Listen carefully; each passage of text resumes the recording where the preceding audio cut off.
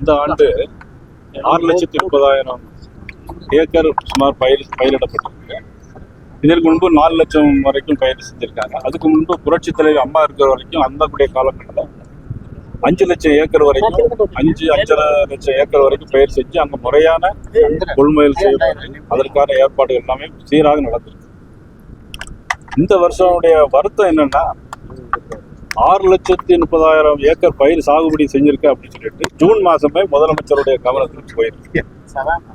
முதலமைச்சர் ஏற்கனவே அது கொடுத்து எல்லாமே வந்திருக்கு அப்படிங்கிறத நாங்கள் தயாராக இருக்கணும்னு சொல்லியிருக்கிறாங்க.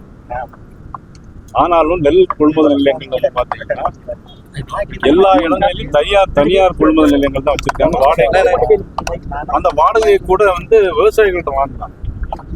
அதுலயே சாகுபடி செஞ்சு அந்த நெல்லை ஏற்றணும்னா ஒரு மூட்டைக்கு 42 ரூபா அவங்க வாங்குறாங்க. ஒரு சிப்பத்துக்கு 42 கிலோ, 1 கிலோ நெல்லுக்கு 1 கிலோ வாங்குறாங்க.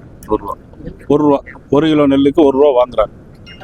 ஆக அக்டோபர் மாசமே, அதாவது செப்டம்பர் மாசமே கொள்முதல் பண்ணியிருக்கணும். ஆனா மழை இப்பதான் வந்திருக்கு. மழை இப்போ 1 வார காலத்துல மழை வந்திருக்கு. இந்த 1 வார காலத்துல மழை வந்திருக்கு. இந்த மழைக்கு முன்னாடி செப்டம்பர் மாசமே இந்த நிலையங்கள்லாம் கொள்முதல் பண்ணியிருக்கணும். ஏன் கொள்முதல் பண்ணலன்னா இங்க அவங்களுடைய கொள்முதல் நிலையங்கள் எதுவுமே இல்லை. எல்லாம் தனியார் நிலங்கள் இருக்காங்க. வாடகைக்கு அவங்க தான் வாடகை விவசாயிகள் தான் கொடுக்குறாங்க. ஆனா மத்திய அரசு ஏற்கனவே நிறைய கொள்முதல் நிலையங்களை மத்திய அரசே முன் அவங்களுக்கு கட்டி கொடுத்துருக்காங்க தமிழ்நாடு அரசு. அதனால இவங்க என்ன பண்ணா எல்லா கொள்முதல் நிலையத்தையும் இவங்க பூட்டிட்டாங்க. ஆனா முறையான எந்த விதமான அறிவிப்பும் இல்லை. நெல் கொள்முதல் பண்ண இல்லை. இவங்கள்ட்ட சாக்கு இல்லை. கேட்டால் செறிவூட்டப்பட்ட அரிசி அப்படின்னு சொல்லி மத்திய அமைச்சர் உணவுத்துறை அமைச்சர் செறிவூட்டப்பட்ட அரிசியை மத்திய அரசு சொன்னாங்க அப்படிங்கிற மாதிரி சொன்னாங்க. செறிவூட்டப்பட்ட அரிசி எதுக்காக கொடுக்குறாங்கன்னா ஊட்டச்சத்து இல்லாத பிள்ளைகளுக்கு ஊட்டச்சத்து, அதாவது B12 வர்றதுக்காகத்தான் அந்த செறிவூட்டப்பட்ட அரிசி மத்திய அரசு பாரத நரேந்திர மோடி அவர்கள் அதை இன்னைக்கு ஏற்பாடு செஞ்சிருக்காங்க. அது ஒரு நல்ல விஷயம். அது ஒரு காரணமாக உணவுத்துறை அமைச்சர் சொல்லியிருக்காங்க. அனுமதி கேட்டு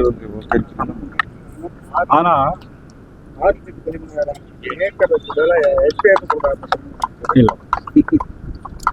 ஆனா இன்னைக்கும் தஞ்சாவூர் பக்கத்துல பெண்ணையூர் கிராமத்துல துணை முதலமைச்சர் பார்த்துட்டு போயிட்டாங்க.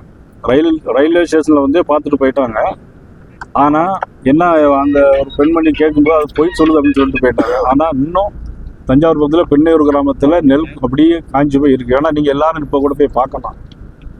ஆனா இதுக்கு முழுக்க காரணம் தமிழ்நாடு அரசினுடைய கவனக்குறைவு, அவங்களுடைய ஆட்சி திறமையின்மையின் காரணமாகத்தான் இன்னைக்கு இவ்வளவு விவசாயிகள் பாதிக்கப்படுகிறாங்க.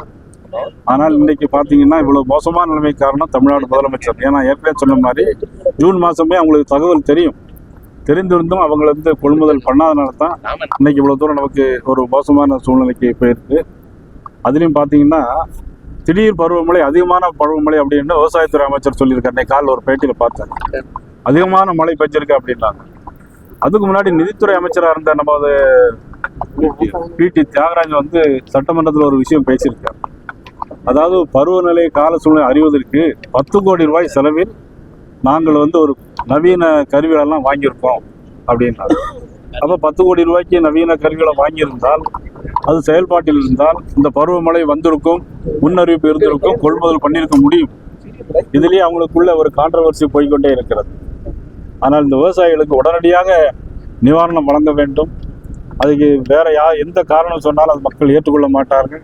டெல்டாகாரன், நான் முதலமைச்சர் டெல்டாகாரன் என்று சொல்வதெல்லாம் ஒரு வேட்டாக தான் நாங்கள் கருதுகிறோம். துணை முதலமைச்சர் ஏதோ பார்த்து விட்டு உடனடியாக விமானத்தில் ஏறி போய்விட்டதாக விவசாயிகள் சொன்னார்கள். அதை நீங்கள்லாம் பார்த்தீங்க. ஆகிய முழுக்க தமிழக அரசு இதுக்கு முழு பொறுப்பேற்க வேண்டும். இந்த விவசாயிகளுக்கு உடனடி நிவாரணம் வழங்க வேண்டும். எல்லாமே தண்ணீரில் முளைத்திருக்கிற பயிர்களுக்கு ஒரு ஏக்கருக்கு இவ்வளவு தூரம் என்று ஏற்கனவே முன்னால் கொடுத்துருக்காங்க. ஒரு ஏக்கருக்கு சுமார் எவ்வளவு சொல்ல, ஒரு சுமார் 50 அவர்கள் எவ்வளவு செலவாகும் அந்த தொகையை உடனடியாக வழங்க வேண்டும் என்பதை பாரதிய ஜனதா கட்சியின் சார்பில் நாங்கள் வலியுறுத்துகிறோம். அதிலும் உதயநிதி முதலமைச்சர் எதற்காக வந்தான்னு சொன்னால், அதிமுகவுடைய பொதுச் செயலாளர் EPS அவர்கள் வந்த பிறகுதான் அவர்களுக்கே தெரிந்திருக்கிறது தஞ்சாவூரில் இப்படி ஒரு விஷயம் நடக்கான்ட்டு. ஆனால் EPS வரலன்னா அவர்கள் வந்திருக்கவே மாட்டாங்க. ஆகவே தமிழக அரசாங்கம் முழு பொறுப்பேற்று விவசாயிகள் நலனை கருத்தில் கொண்டு பாரபட்சமின்றி அவர்களுக்கு உதவித்தொகை வழங்க வேண்டும் என்று அன்போடு. ஆனா இப்ப மத்திய குழு வருகை தரன்னு சொல்லியிருந்தாங்க டெல்டா தலைவடையில. ஆனா மத்திய குழு வேற ஒரு பகுதிக்கு போயிட்டாங்க. திடீர்னு மாற்றத்துக்கு காரணம் இல்ல நாளைக்கு இந்த பகுதிக்கு வருவாங்க.